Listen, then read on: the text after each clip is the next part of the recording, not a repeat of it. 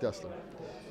He says most people think that when you make a free will decision, so you either go up a level or you go down a level. Each thing I'm moving through life, and I make a decision. I make a decision for good, I go up one level, and I make another decision, I go down a level, like a ladder, up and down the ladder. But Rav Dessler brings that there's other times in life where you can make major life decisions.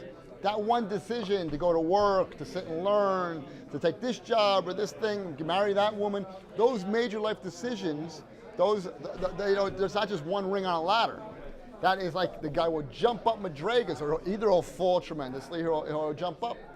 So he defines those two things to be, he'll call that bechira pratis or bechira klalis. Particular, free will and general free will. There's sometimes that a free will is affecting them big things. And he wants to say that Rosh Hashana is a time of tremendous opportunity. The free will, how a person acts on Rosh Hashana, what he does on Rosh Hashana, is not just in one rung on the ladder, or it's a major thing. He's going to explain how. So he brings a Zohar. He brings an example of what's considered Bechira Klalis. He says at the time of death, Lo Aleinu, and a person's on his deathbed. So the Zohar says that a person cannot see me and live. What's that? Ki lo yarina v'adam v'chaya. A person cannot see me. Hashem says a person cannot see me and live. But the Zohar makes a diuk and he says that's true when he's alive. When he's about to die, he can't see me. At that point, when the person sees the Shekhinah, that's what pulls him out of his body. His soul flies up to God because he sees a tremendous light, and he's drawn to that light. On the other hand, the Ramban paskins that at a person's deathbed, he has to make a neder. Anything I say while I'm dying, you can't count that against me. I'm bato mavuto. Anything I say, it doesn't count. Why? Because he's afraid that it could be coming up because of the time of death.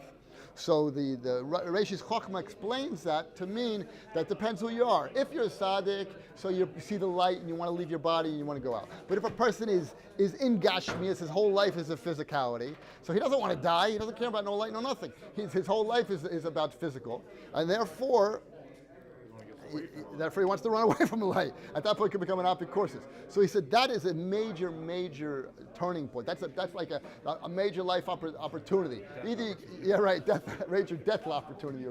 Either you could go tremendous level where you give over your soul to Hashem, or you could try to run away from Hashem. And he wants to say also, when a person is at a time of a sakana, if a person has a major thing, so at that time the Satan tries to mabal the person, confuse him. There's like a major change, a major thing's going to happen.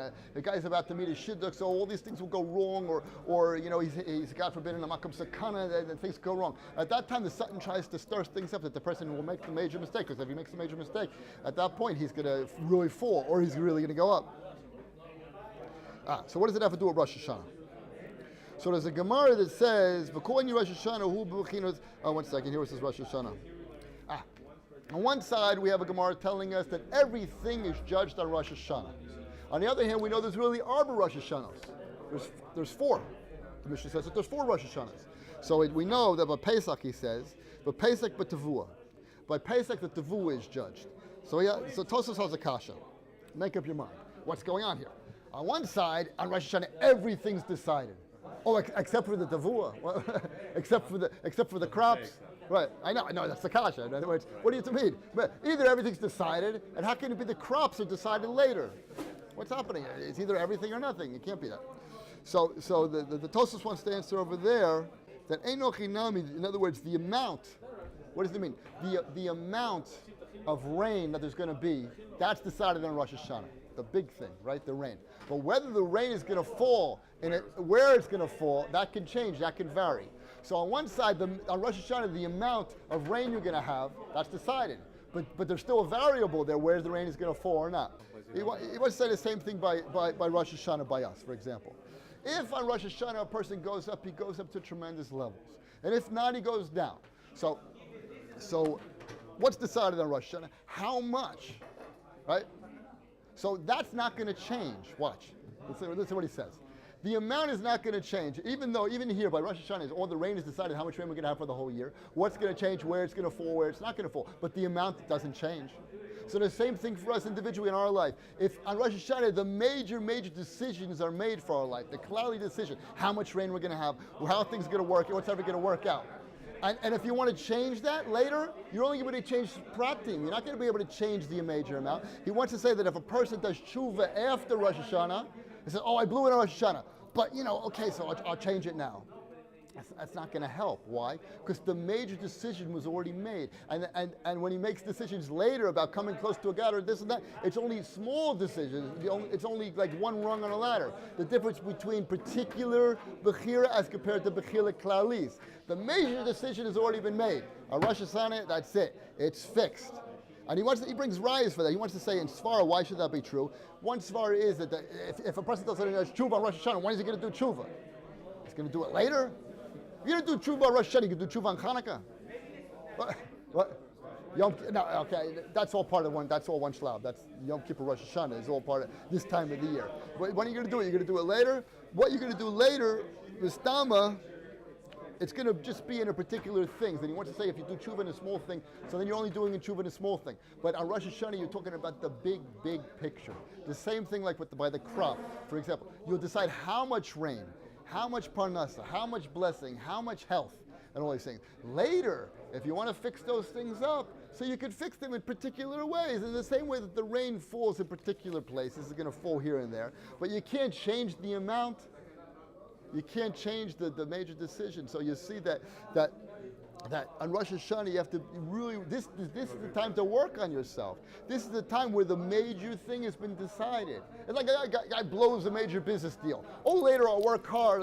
Listen, okay, you want to fix it, okay? You missed the deal, Now you want to fix it up. But he also says it in the opposite also. Listen to this. This is the beautiful thing also. He says that if a person goes up on a tremendous madrega on Rosh Hashanah, even later during the year, if he sins, the sin will only take him down like rungs in a ladder. It won't be the same thing that if he blew it on Rosh Hashanah that they blew it.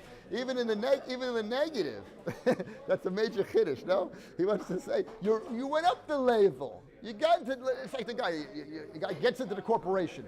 Okay, he blows it here and there, but he basically still has his job. So even if he blows it, even if he messes it up, he messed it up in the particular things. He didn't lose the job. If the guy didn't get the job, so you're out. Now you want to fix yourself up. You can fix yourself in particulars. It's not going to be the thing. So the point really is, yeah, you get a different job. I agree. But the point is, we have to realize the importance of Rosh Hashanah, the depth of it. It's going to change in a major way what's going to happen for the next year.